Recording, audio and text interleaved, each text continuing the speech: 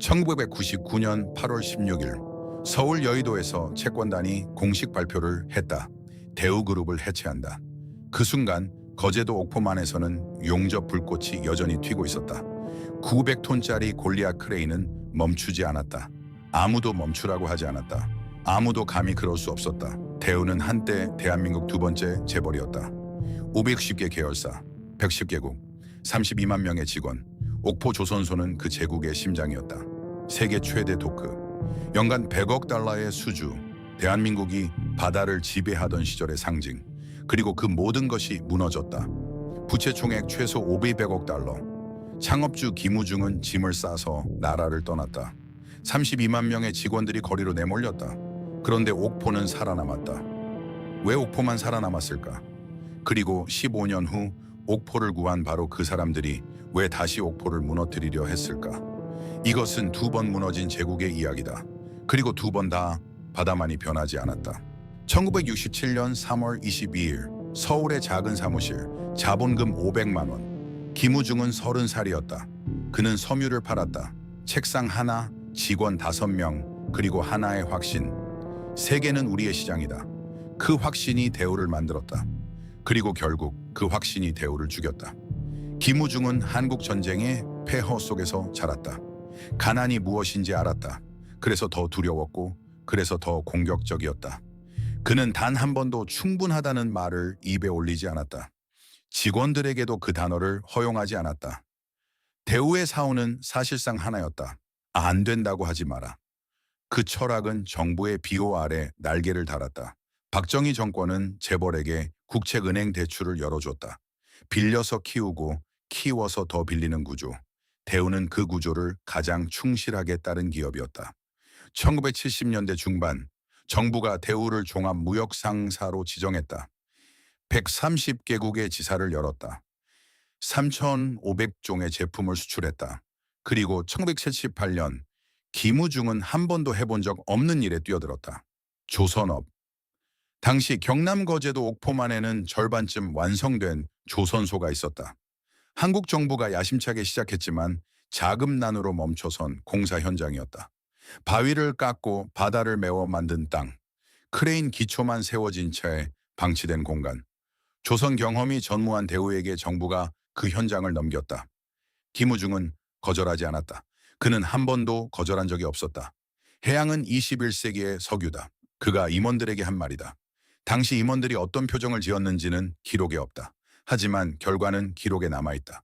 대우는 옥포 조선소를 인수했고 공사를 재개했고 1981년 완공했다. 세계에서 가장 큰 조선소가 거제도 바닷가에 세워졌다. 그 조선소를 세운 것은 기술이 아니었다. 자본도 아니었다. 그것을 세운 것은 안 된다고 하지 않는 문화였다. 그리고 그 문화는 옥포가 세계 정상에 오르게 했다. 그러나 같은 문화가 20년 후 모든 것을 불태웠다. 1973년 10월 거제도. 당시 옥포만은 어촌이었다. 고깃배가 드나들던 조용한 포구, 해녀들이 미역을 따던 바다, 섬 전체 인구가 몇만 명에 불과했다. 그 바닷가에 포클레인이 들어왔다. 발파음이 울렸다. 바위산이 깎이기 시작했다. 대한민국이 바다를 정복하러 나선 날이었다. 공사는 8년이 걸렸다. 산을 깎아 땅을 만들고 바다를 메워 도크를 팠다. 산 30만 제곱미터.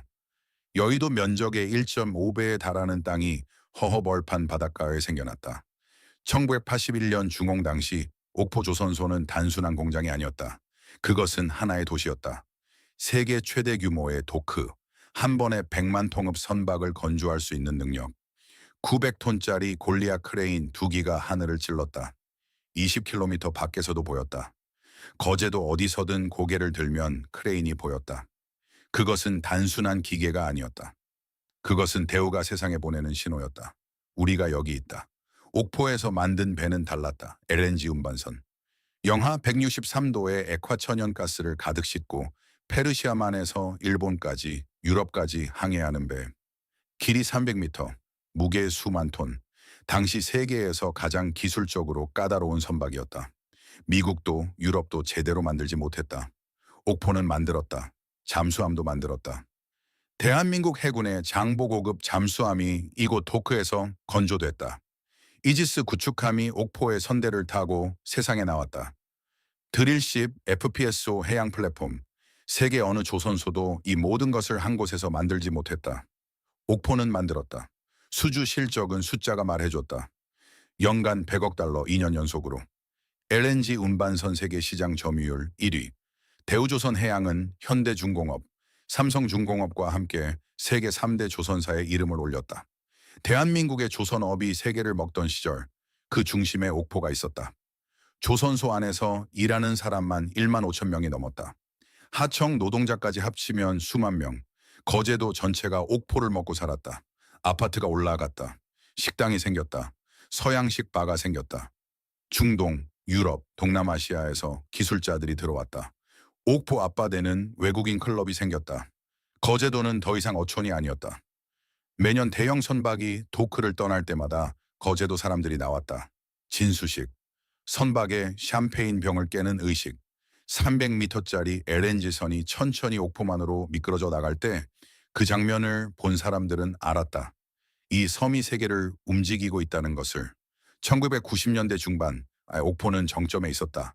그러나 바로 그 정점에서 아무도 모르게 균열이 시작되고 있었다. 옥포를 만든 것은 대우였다. 그리고 대우를 움직인 것은 김우중의 철학이었다. 빌려서 키우고 키워서 더 빌린다. 성장이 멈추면 안 된다. 멈추는 순간 모든 것이 무너진다. 그 철학이 맞는 동안은 아무도 의심하지 않았다. 그리고 그 철학이 틀렸을 때 아무도 감히 말하지 못했다. 1997년 11월 서울.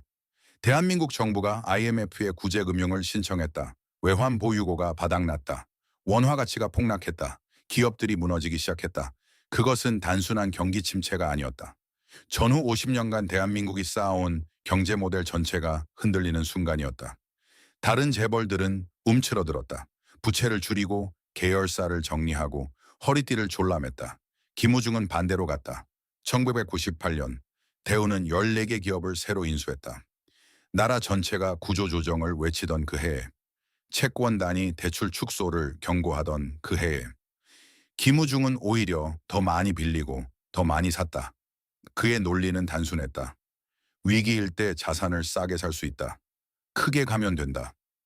그러나 현실은 달랐다. 대우의 해외 사업 중 실제로 이익을 내는 곳은 거의 없었다. 동유럽 자동차 공장, 아프리카 건설 현장, 동남아시아 가전 생산 라인. 전부 외형은 컸지만 내부는 적자였다. 그 적자를 메우기 위해 또 빌렸다. 빌린 돈으로 이자를 냈다. 이자를 내기 위해 또 빌렸다. 폰지 구조였다. 그리고 그 구조의 규모는 상상을 초월했다. 1999년 7월 대우의 부채가 공식 집계됐다. 500억 달러, 일부 추산으로는 800억 달러, 대한민국 GDP의 10%가 넘는 금액이 한 기업의 빚으로 쌓여 있었다.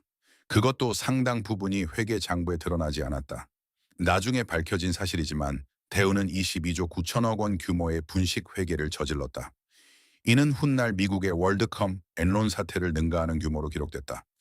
세계 최대의 회계 사기였다. 은행들이 더 이상 대출을 연장하지 않기로 했다. 도미노가 시작됐다.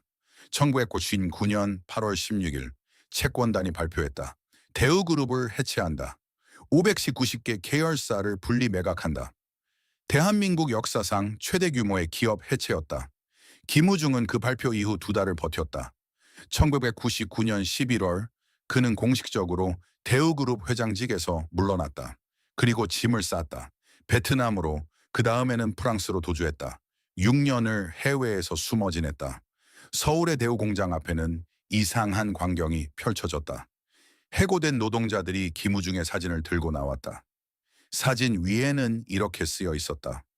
수배. 제국을 세운 사람이 제국의 폐허 위에 수배 전단으로 붙어 있었다.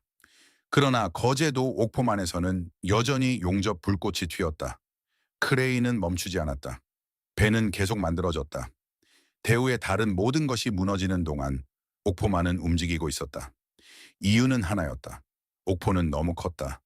너무 많은 사람이 거기서 살았다.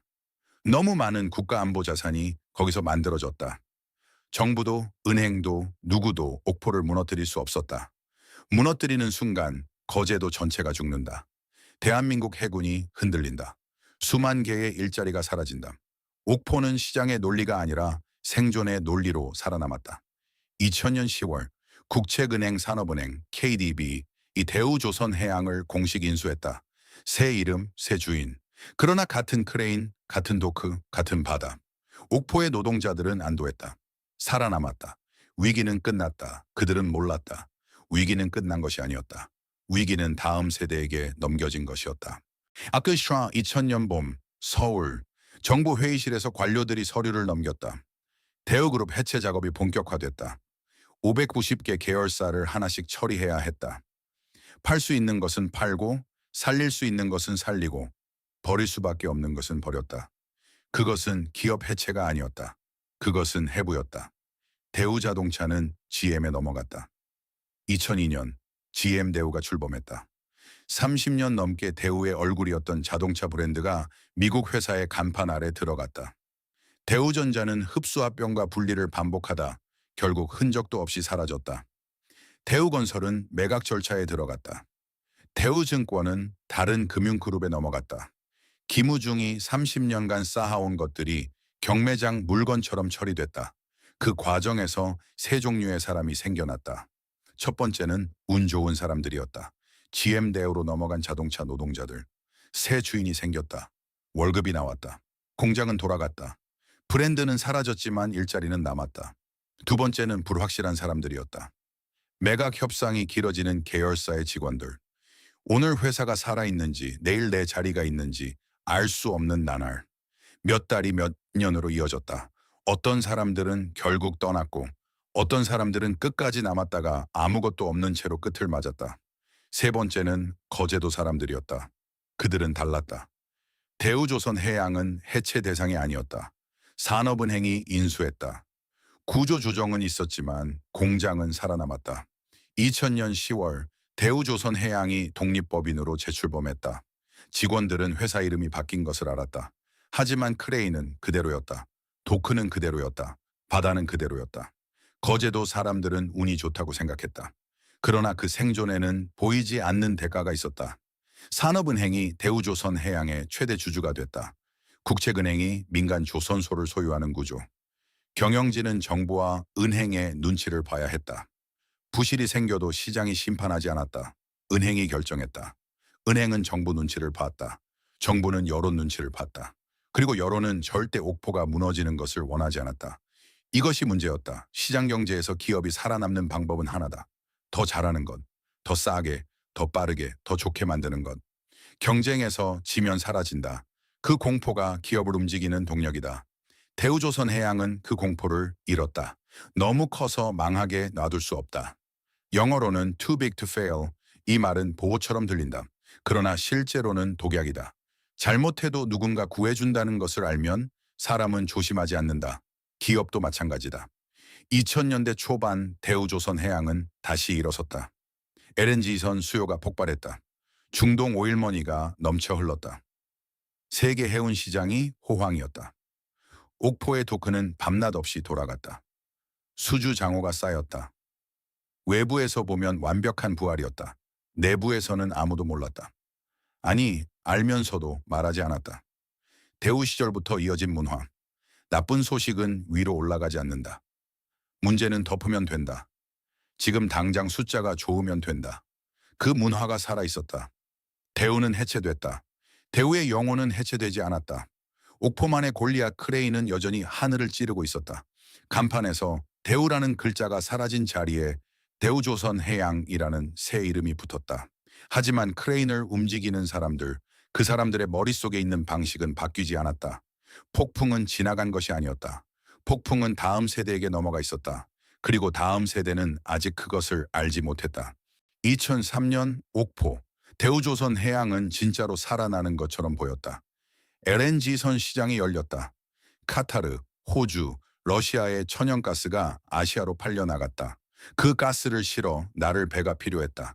세계에서 가장 정밀하게, 가장 빠르게 LNG선을 만들 수 있는 곳은 옥포였다. 수주가 밀려들었다. 도크는 꽉 찼다. 크레인은 쉬지 않았다. 2011년 대우조선해양의 수주 장호는 사상 최고치를 기록했다.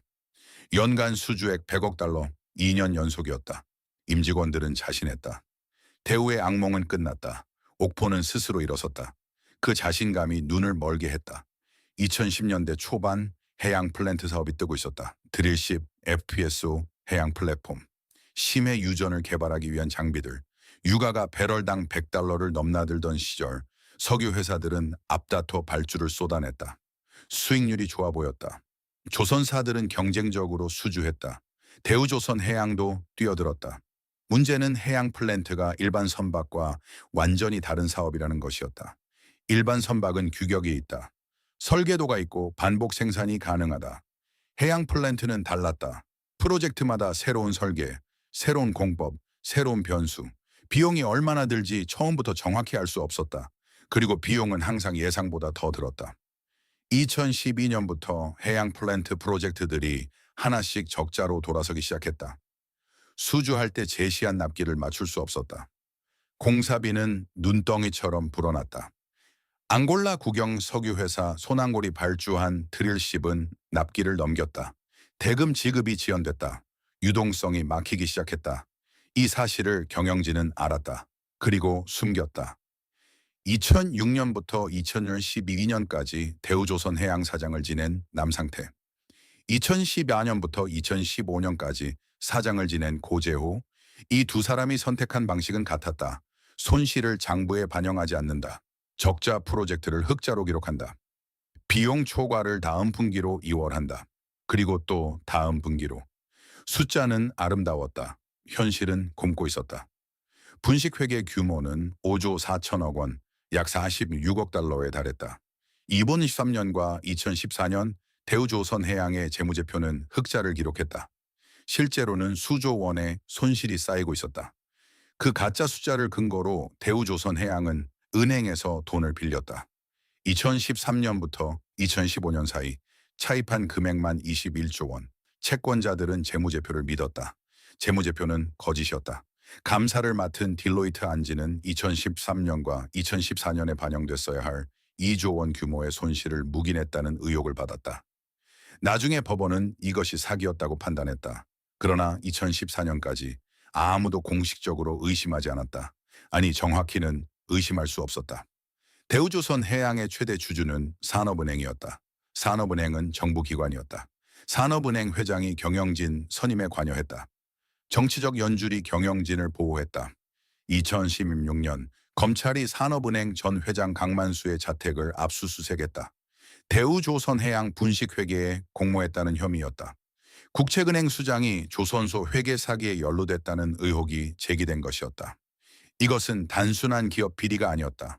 이것은 국가가 만들어낸 구조 속에서 국가기관이 눈을 감은 이야기였다.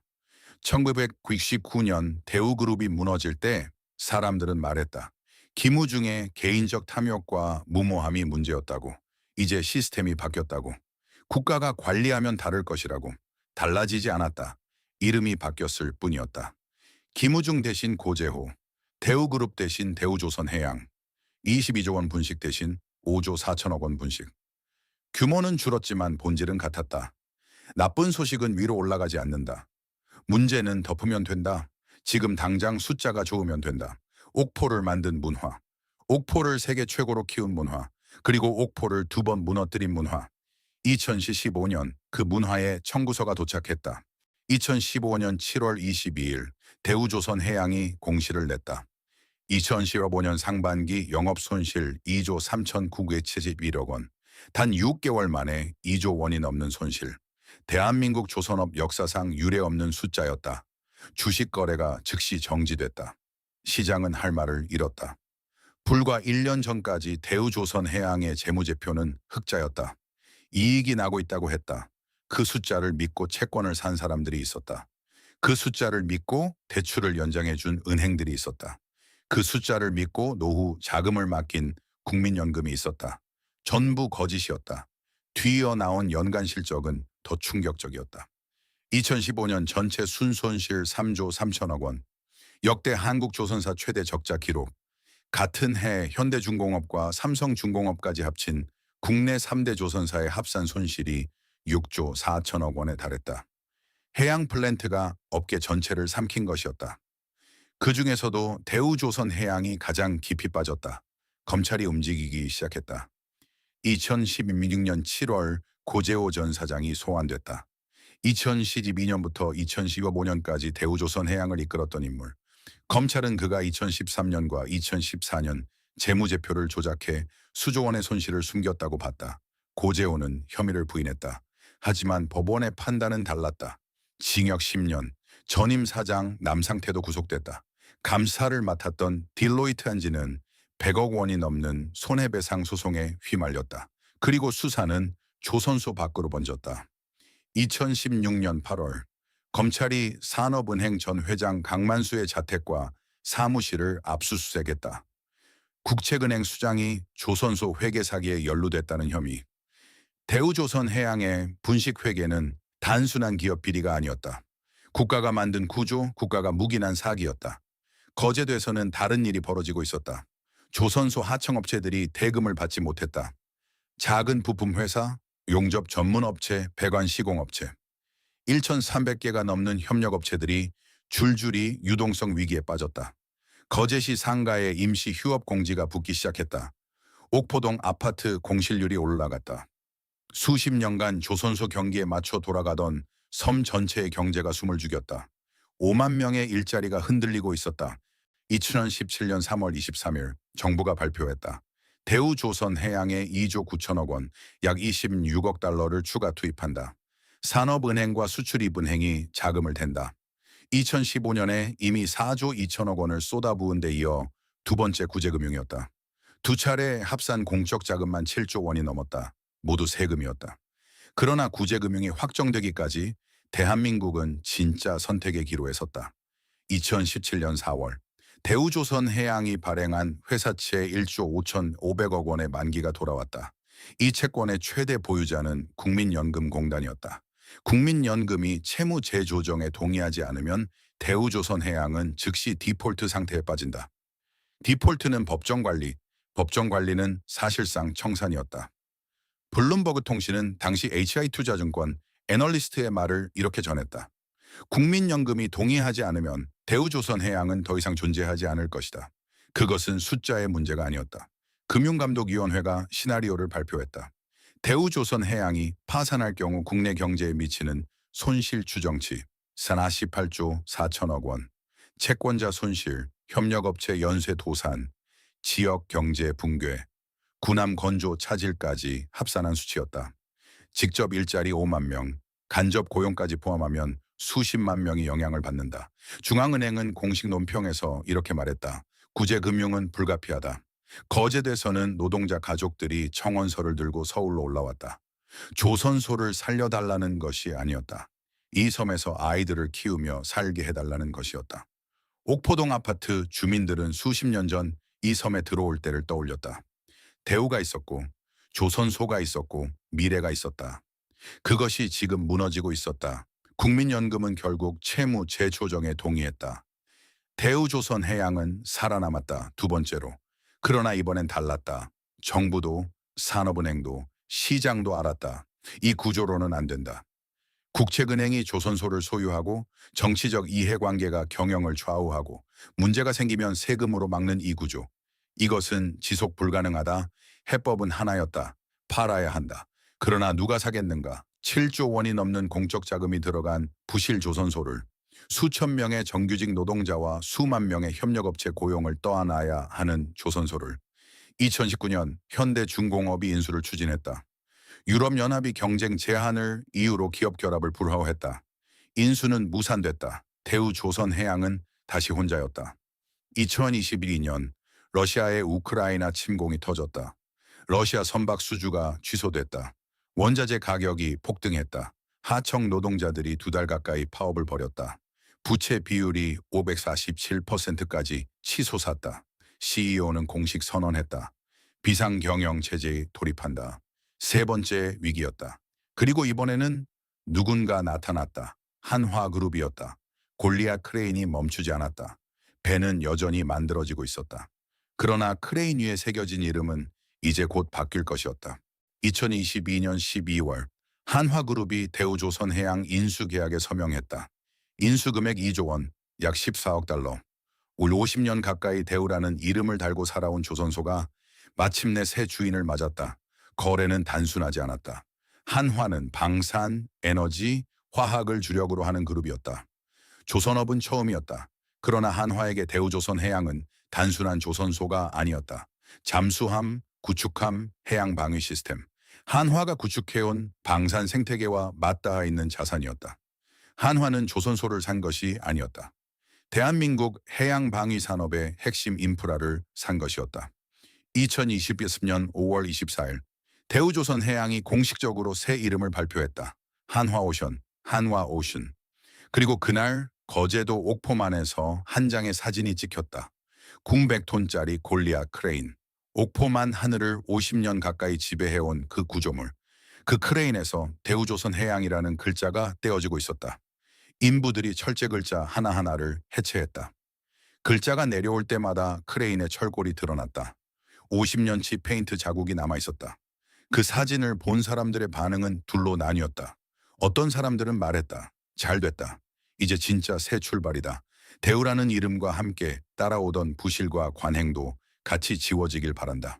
어떤 사람들은 말이 없었다. 옥포에서 20년, 30년을 일한 사람들. 대우라는 이름 아래 청춘을 보낸 사람들.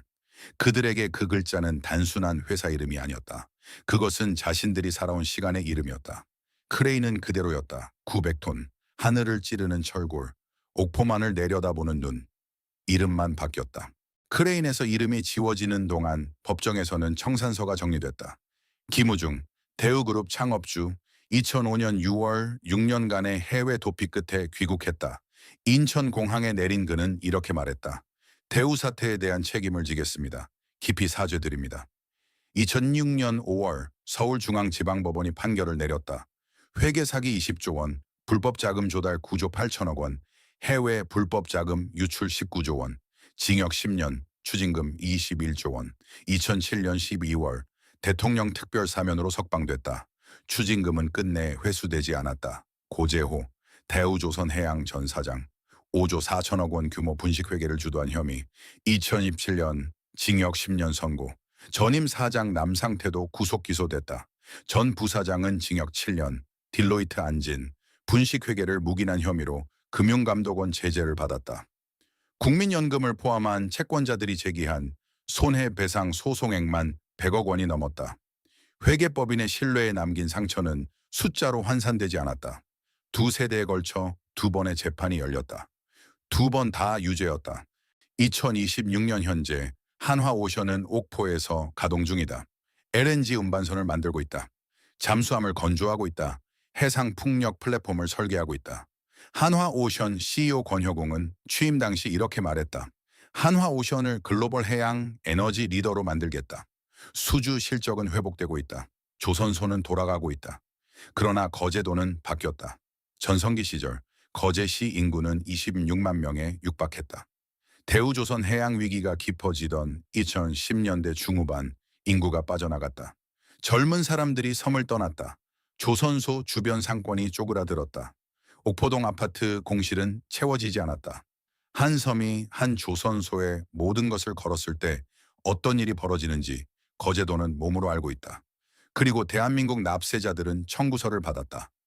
두 차례 구제금융, 총 7조 원이 넘는 공적 자금. 회수된 금액은 아직 불확실하다. 현대중공업 인수 무산, 한화 인수 후 구조 재편 비용. 옥포를 살리기 위해 지불한 총 비용은 아직도 계산 중이다. 옥포의 이야기에서 세 가지 진실이 남는다. 첫 번째, 너무 커서 망하게 놔둘 수 없다는 말은 보호가 아니다. 그것은 도덕적 해이의 면허증이다. 망해도 누군가 구해준다는 것을 알면 기업은 조심하지 않는다. 경영진은 책임지지 않는다. 은행은 눈을 감는다.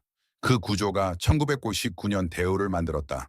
그 구조가 2015년 대우조선해양을 또 만들었다. 이름은 달랐다. 구조는 같았다. 두 번째, 조직의 문화는 사람보다 오래 산다. 김우중은 1999년에 쫓겨났다. 하지만 그가 만든 문화, 나쁜 소식은 위로 올라가지 않는다는 그 문화는 2015년까지 살아있었다. 다른 사람들의 몸속에, 다른 책상 위에서.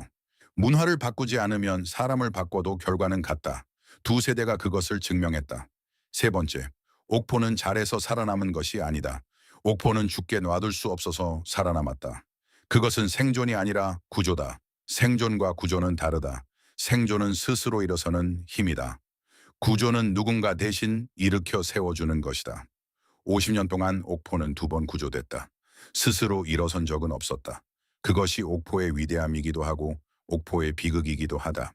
2023년 5월 거제도 옥포만 골리앗 크레인에서 대우조선 해양이라는 글자가 완전히 떼어졌다. 인부들이 마지막 철제 글자를 내렸다. 크레인의 철골 위에는 오래된 페인트 자국만 남았다. 며칠 후 같은 자리에 새 글자가 올라갔다. 한화오션, 크레인은 그대로였다. 궁백톤, 옥포만 위의 하늘, 50년 전 바위산을 깎아 만든 그 땅 위에. 어떤 것들은 이름보다 오래 산다. 크레인이 그렇다. 옥포만이 그렇다. 그리고 거제도 사람들이 그렇다. 이름은 바뀌었다. 바다는 바뀌지 않았다. 오늘도 옥포만에서는 배가 만들어지고 있다. 그 배가 어느 바다를 항해할지는 새 이름이 결정할 것이다.